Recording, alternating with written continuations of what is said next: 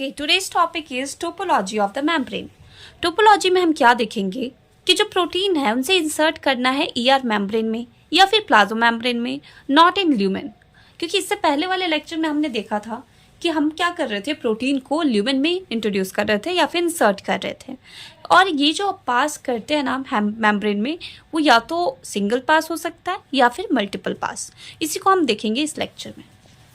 Now ये हमें पता है कि जो प्रोटीन है उसकी जो डेस्टिनेशन है वो कहाँ पे है, प्लाज्मा मेम्ब्रेन या फिर कोई भी मेम्ब्रेन ऑफ दिस कंपार्टमेंट, उसमें हम उसको प्रोटीन को इंसर्ट कर रहे हैं, ना कि ल्यूमेन में। और फ्रॉम द ईआर मेम्ब्रेन वो कौन सा फाइनल डेस्टिनेशन, कौन सा पाथवे चूज करता है, हमने पढ़ा था एंड सिक्रेटरी पाथवे, मैंने आपको बताया था। सिक्रेटरी पाथवे में हमने क्या देखा था कि ईआर से गोल्गी, गोल्गी से plasma membrane, endosome, lysosome, some more.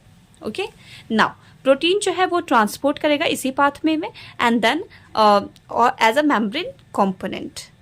अब देखो यहाँ पे ये है हमारा single pass and this one is multiple pass, दिख रहा है।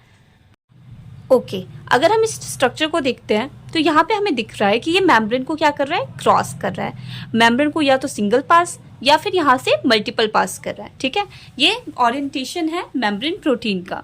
इसमें हम क्या देखते हैं कि जो इंटीग्रल मेम्ब्रेन प्रोटीन जो है ना, वो क्या कर रहा है, मेम्ब्रेन को क्रॉस कर रहा है। और प्लस इसके पास ये क्या है, ये है हमारा hydrophobic sequence which is 20 to 25 amino acid का। Okay, which can be insert in variety of orientation. ये इसका जो एन साइड जो है, अमीनो टर्मिनल जो है वो साइटोप्लाज्म के साइड है, और जो इसका सी टर्मिनल है वो इसके ल्यूमेन के साइड है। इसे हम फ्लिप फ्लॉप भी कर सकते हैं।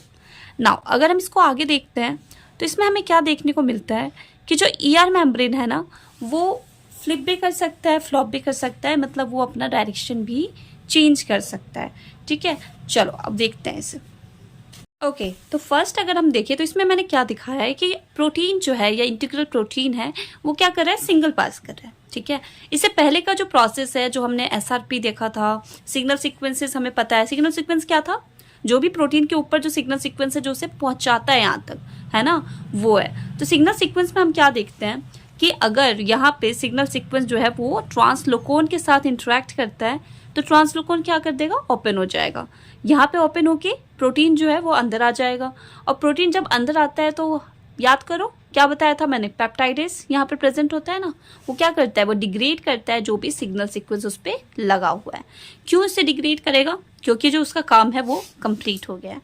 नाउ अब इसमें जो हमने सीक्वेंस देखा है ना, जो सिग्नल सीक्वेंस था वो तो वापस चला गया, लेकिन जैसे जैसे प्रोटीन बन रहा है तो जो इसका पैच है ना, यहाँ पे जो हाइड्रोफोबिक पैच है वो बढ़ता ही जा रहा है। ठीक है, वो बहुत लॉन्ग हो चुका है। तो वो जो अगर लॉन्ग हो गया तो वो कैसे एक्ट करेगा, वो एक स्टॉप सिग्नल सीक्वेंस की तरह एक्ट करेगा। तो यहाँ पे वो अटक जाएगा, वो अंदर की नहीं जाएगा। ठीक है, नाउ इसमें क्या डिफरेंट इसमें ऐसा क्या डिफरेंट हो रहा है वो मैं बताती हूँ। अब देखो, जैसे ही उसने इंटरेक्ट किया हाइड्रोफोबिक मेम्ब्रेन के साथ, तो यहाँ पे हमें लेटरल डिफ्यूजन देखने को मिलता है। लेटरल डिफ्यूजन जो है वो क्या करेगा, लेटरल डिफ्यूजन जो है वो प्रोटीन जो है वो उससे इंटरेक्ट करेगा मेम्ब्रेन के साथ, और यहाँ पे लेटरल डिफ्यूजन होते ही वो वापस जाने लग जाएगा, मतलब इसकी जो डायरेक्शन है वो एन टू सी स्टार्ट हो जाएगी। ठीक है, तो ये वापस बैक टू साइटोप्लाज्म। तो ये था हमारा सिंगल मेम्ब्रेन या फिर सिंगल पास जिसको हम बोलते हैं। वहीं पे अगर हमने साइड चेंज कर दिया, साइड कैसे चेंज होगा, देखो अगर हमारा पॉजिटिव साइड जो है वो एन टर्मिनल के पास जाता है तो एन टर्मिनल जो है वो बाहर की तरफ होगा।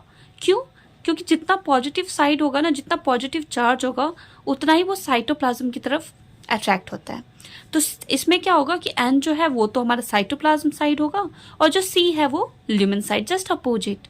नाउ इसमें भी सेम वही होगा, लेटरल डिफ्यूजन देखने को मिलेगा, और फिर हमारा यहाँ पे ये प्रोटीन जो है वो लेटरल डिफ्यूजन करेगा। क्लियर है।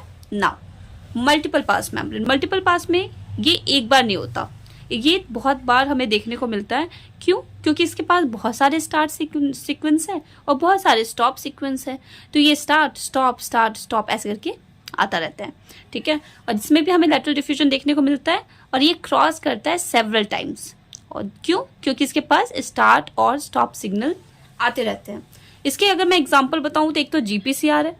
जीपीसीआर जो होता है वो 7 टाइम क्रॉस करता है। वहीं पे अगर हम सीएफटीआर की बात करें तो वो कितने बार करता है, 12 टाइम्स। ठीक है, तो ये था हमारा आज का टॉपिक, इससे आगे हम कल पढ़ेंगे। Thank you so much.